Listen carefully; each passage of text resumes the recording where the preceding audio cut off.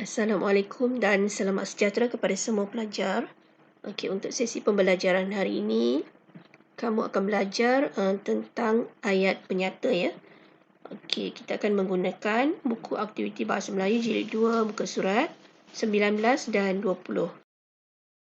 Okey, apa yang dimaksudkan dengan ayat penyata?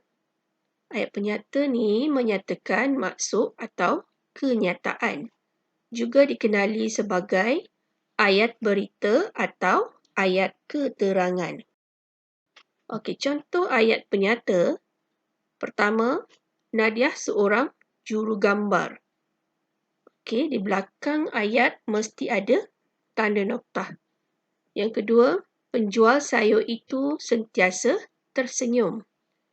Ketiga, Abdullah sedang tidur. Yang keempat, bunga ros itu harum baunya. Yang kelima, Dewan Bahasa dan Pustaka terlibat dengan pembinaan dan pengembangan bahasa. Okey, kita lihat buku aktiviti Bahasa Melayu Jilid 2 muka surat 19 ya.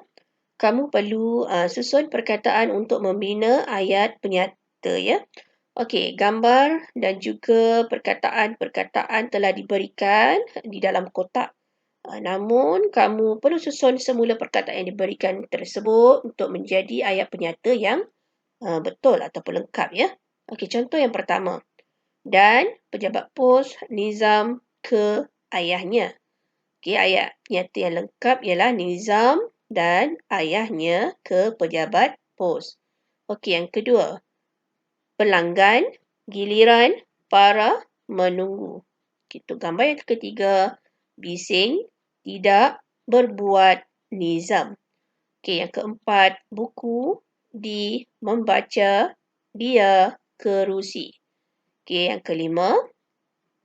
Di nizam membayar ayah kaunter bil. Okey.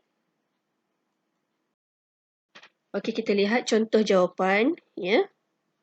Jawapan yang pertama dalam gambar yang pertama telah pun diberikan itu Nizam dan ayahnya ke pejabat pos. Okey, gambar yang kedua, ayat yang kedua, para pelanggan menunggu giliran. Okey, yang ketiga, Nizam tidak berbuat bising. Okey, yang keempat, dia membaca buku di kerusi. Yang kelima, ayah Nizam membayar bil di kaunter. Kita lihat buku aktiviti Bahasa Melayu Jilid 2 muka surat 20 ya. Tulis ayat penyata berdasarkan gambar. Okey, kamu lihat gambar yang pertama. Guru masuk ke dalam kelas. Okey, kemudian kamu lihat apa yang dilakukan oleh pelajar. Okey, gambar yang kedua, murid-murid beratur untuk menaiki bas. Gambar yang ketiga, okey, perkataan telah diberi itu, nama telah diberi Nizam. Okey, Nizam sedang membuat apa ya? Membuang apa? Kamu nyatakanlah kertas ke plastik ke dalam tong kitar semula.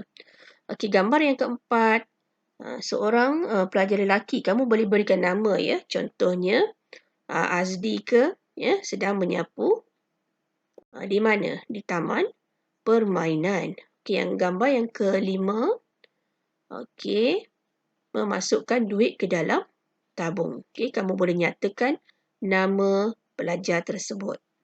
Okay, kita lihat contoh jawapan. Okey, kita lihat contoh jawapan ya. Okey, jawapan yang untuk gambar yang pertama, murid-murid berdiri semasa guru masuk ke kelas. Okey, gambar yang kedua, mereka beratur untuk menaiki bas sekolah. Okey, yang ketiga, Nizam membuang kertas ke dalam tong kitar semula. Yang keempat, Azdi menyapu sampah di kawasan taman permainan. Yang kelima, Hazri memasukkan wang ke dalam tabung mangsa banjir. Okey, itu saja tugasan untuk kamu tulis di dalam buku aktiviti ya berkenaan dengan ayat penyata. Okey, diharapkan kamu faham apa yang telah diterangkan oleh cikgu ya. Okey, kita moga bertemu lagi di lain waktu ya.